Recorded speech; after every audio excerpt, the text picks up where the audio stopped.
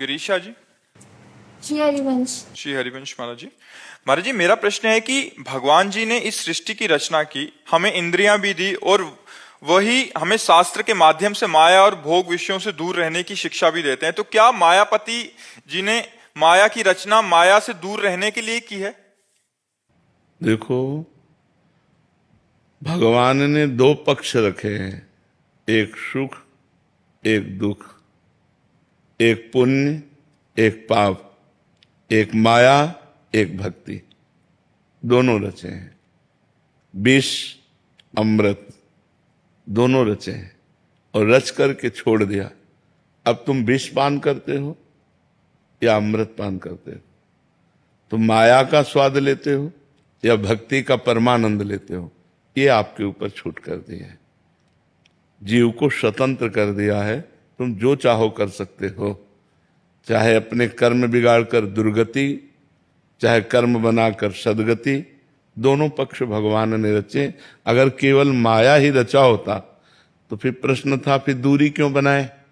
क्योंकि दूसरा पक्ष है नहीं, तो दूसरा पक्ष भक्ति है जो परमानंद प्रदान करने वाली है। अच्छा, माया कोई त्यागने वाली वस्तु नहीं है। माया के कुप्रभाव से, माया में दो भी भाव है, एक अच्छा प्रभाव है और एक बुरा प्रभाव है। जैसे माया से रचित ये शरीर है, अब इस शरीर से हम सत्कर्म कर सकते हैं, तो माया का अच्छा प्रभाव हुआ कि नहीं? हमारी वाणी है, माया ही तो है। इससे हम मृदु बोलें, सत्य बोलें, हितकर बोलें, तो माया का सदुपयोग हुआ कि नहीं हुआ? अब हमारे पास सुंदर भोजन है, उस भोजन को भगवान को भोग लगाया, किसी भूखे को पवा दिया, हमने भी अपनी भूख मिटा दी, तो सदुपयोग है कि नहीं? अब हम भूख मिटाने के लिए दूसरे जीवों की हत्या करें, अब माया का दुरुपयोग हो रहा है, अब तुम्हारी दुर्गति होगी। हमारे पास इतने सुंदर सुंदर पेय पदार्थ हैं, सुगंधित, पौष्टिक, बुद्धिवर्धक, जरूरी मदिरा पियो? इतने सुंदर 56 भोग बनते हैं, जरूरी है तुम जीवों को काट करके उनका मांस खाओ? तो माया के दो पक्ष हैं, एक अच्छा और एक बुरा। तो बुरे पक्ष का त्याग करना। जैसे माया का पक्ष एक काम भोग है, अगर काम भोग हम अपनी पत्नी से करते हैं सही है, लेकिन दूसरे की स्त्री से करते हैं गलत है। अगर काम भोग ना हो तो संतान की उत्पत्ति ना हो, सृष्टि ना बढ़े। ये तो भगवान की द्वारा रचित है, कोई हमारा तुम्हारा रचित तो नहीं, लेकिन उसका सही दिशा में प्रयोग हो। अगर वो गलत दिशा, अब आप काम भोग पराई बेटी के साथ करें तो हमारा कानून भी आपको दंड देगा और भागवतिक कानून में भी पाप बन गया। और अगर अपनी पत्नी से करते तो धर्मयुक्त है। तो अगर हम विवेक और अध्यात्म शास्त्रों का स्वाध्याय करके ठीक से चलें तो माया कुछ ऐसा है नहीं जो बांधने वाली हो। माया तब बांधने वाली है जब हम माया का गलत प्रयोग करते हैं। तब बोले अरे भगवान की माया बड़ी विचित्र है, देखो उसकी दुर्गति हो गई। दुर्गति माया ने नहीं की, हमने गलत माया का प्रयोग किया। माया का मतलब ये रचना जितनी देख रहे हो, अब इस रचना में सही ढंग से चलो, आप गलत क्यों चलते हो? तुम्हारी बहन को कोई गलत दृष्टि से देखे तुम्हें बुरा लगेगा, तो तुम दूसरे की बहन को गलत दृष्टि से क्यों देखो? आत्मना प्रतिकूलानी परेशान न समाचरित। तो माया हमें ये बताओ कि बंधन कारक क्या है? ये माया, कपड़ा माया, माइक माया, ये दीवाल माया, ये सब सहयोग कर रही कि नहीं भक्ति के लिए? आप हमें विचार करके बताओ। अब इसी वाणी से हम गाली देने लगे, इसी शरीर से गंदे आचरण का, अब माया का दुरुपयोग हो गया। तो जब हम दुरुपयोग करते हैं माया का, जैसे पैसा है, पैसा से किसी गरीब की सेवा कर देना, भूखे को भोजन, वस्त्र नहीं तो वस्त्र दे देना, किसी बीमार की औषधि करा देना, 10-5 हजार लगा दीजिए। वही 10-5 हजार होटल में शराब और गंदे आचरण में लगा दिए, वो दुरुपयोग हो गया, ये सदुपयोग हो गया। माया का दुरुपयोग निषेध है, सदुपयोग करना चाहिए। आप हमें बताओ माया कहां बंधनकारक है? कब आपको आकर के माया ने पकड़ा? हमें बताओ ना, कहां क्या माया है? आपके विचार गलत, माया हावी। माया वाले भगवान के द्वारा रचित भ्रम। आपके विचार सही, माया मां है, हमारा पोषण कर रहे, खान पान, शरीर पोषण, अच्छे कर्म, सुख, आनंद, तो माया निषेध कहाँ है? निषेध है जब हम गलत करते हैं, तो हमें गलत का त्याग करना है। देखो लोगों की क्या है, इस समय जो बुद्धि है ना, वो केवल भौतिक जगत को देख रहे हैं, अध्यात्म की भावना में नहीं है। कोई बिरला ही अध्यात्म में चल पाता है। अब देखो भारत में कितने हैं, 1 अरब 30-40 करोड़ तो होंगे, 40 करोड़ तो होंगे।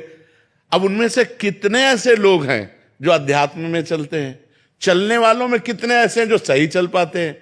सही चलने वालों में कितने ऐसे हैं जो पहुंच पाते हैं? ये बड़ा कठिन भगवान का भी माया का चरित्र रचा हुआ है। हम इसी में राजी हैं। जैसे नाली का कीड़ा नाली में ही सुख का अनुभव करता है, उसे अमृत कुंड में डालो तो उसे पसंद नहीं आएगा। ऐसे जो गंदे आचरण कर रहे हैं ना, उनको सही बात उपदेश करो तो वो बुरा लगेगा, उनको बुरा लगेगा, उनको अच्छा नहीं लगेगा। जैसे आप सब बच्चे हो, अब आए हो तो सुधरने के लिए ना, तो हम कड़ुआ भी बोलेंगे। तुम गर्लफ्रेंड बॉयफ्रेंड बनाना बंद करो, तुम कोई नशा मत करो, अपने माता पिता की आज्ञा में रहो। अब इसी को तुम बुरा मानो तो फिर अगर संत जन तुम्हें नहीं उपदेश करेंगे तो शास्त्रों तक तुम्हारी पहुंच नहीं, तुम कैसे जानोगे कि अच्छाई क्या है और बुराई क्या है? नए बच्चे हो, संसार में आए हो, तुमको लग रहा है सुख चाहिए।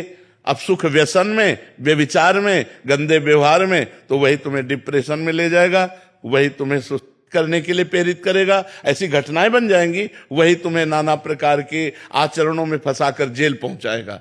तो संत और सदगुरुदेव और शास्त्र इनकी बातों का मनन करे तो माया है ही नहीं। मां माने नहीं या माने जो है नहीं, लेकिन अपना कमाल कर जाती है।